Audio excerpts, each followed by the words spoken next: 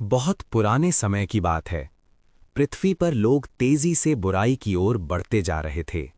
हिंसा, झूठ, घमंड और स्वार्थ हर जगह फैल चुका था। लोग परमेश्वर को भूल चुके थे और अपने मन की इच्छा के अनुसार जीवन जी रहे थे। परमेश्वर का मन बहुत दुखी हुआ कि मनुष्य अपने सृजन के उद्देश्य से भटक गया है। लेकिन इसी अंधकार भरी दुनिया में एक व्यक्ति ऐसा था जो परमेश्वर से प्रेम करता था और उसकी आज्ञा मानता था। उसका नाम था नूह। नूह धर्मी, सच्चा और विश्वास योग्य था। वो परमेश्वर के साथ चलता था।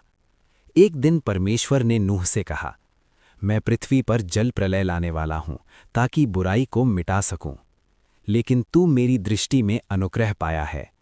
मैं तुझे और तेरे परिवार को बचाऊंगा। तू गोफर की लकड़ी से एक बहुत बड़ा जहाज बनाना शुरू कर। उसमें अपने परिवार को और हर जीव के एक एक जोड़े को लेना। ये सुनकर नूह ने सवाल नहीं किए, उसने तर्क नहीं लगाया। उसने केवल एक ही काम किया, आज्ञाकारिता। नूह ने वर्षों तक जहाज बनाया। उस समय न कभी इतनी बारिश हुई थी, न लोगों ने समुंदर देखा था। लोग नूह को देखकर हंसते थे, उसका मजाक उड़ाते थे। ये पागल हो गया है, सूखी जमीन पर जहाज क्यों बना रहा है? लेकिन नूह चुपचाप काम करता रहा। उसका विश्वास मजाक से नहीं डगमगाया। जीवों का प्रवेश। जब जहाज पूरा हुआ, परमेश्वर ने कहा, अब समय आ गया है।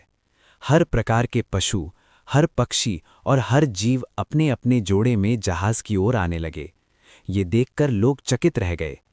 नूह, उसकी पत्नी, उसके तीनों बेटे और बहुएं जहाज में प्रवेश कर गए और परमेश्वर ने स्वयं जहाज का द्वार बंद कर दिया।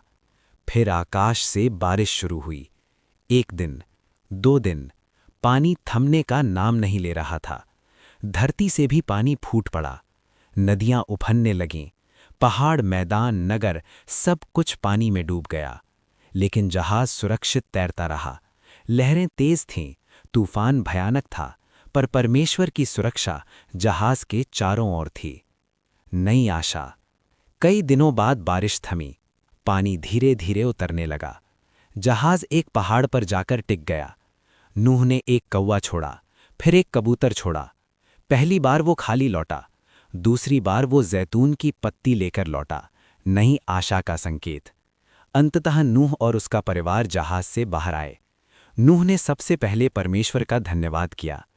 तब परमेश्वर ने नूह से कहा, मैं फिर कभी पूरी पृथ्वी को जल प्रलय से नष्ट नहीं करूंगा। और आकाश में इंद्रधनुष प्रकट हुआ, परमेश्वर की वाचा का चिन्ह। ये कहानी हमें सिखाती है, जब पूरी दुनिया गलत रास्ते पर हो, तब भी एक व्यक्ति का विश्वास इतिहास बदल सकता है।